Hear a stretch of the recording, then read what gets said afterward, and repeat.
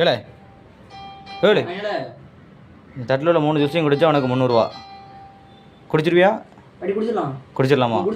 வா வா வா மவனே.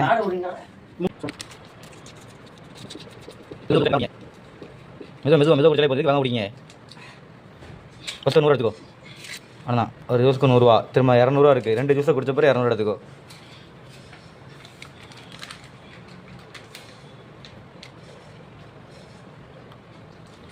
குடிச்சியா? ஒன்று மட்டும் தான் இருக்கு. ஒன்று குடிச்சிட்டு அந்த 200 எடுத்துக்கோண்ணே.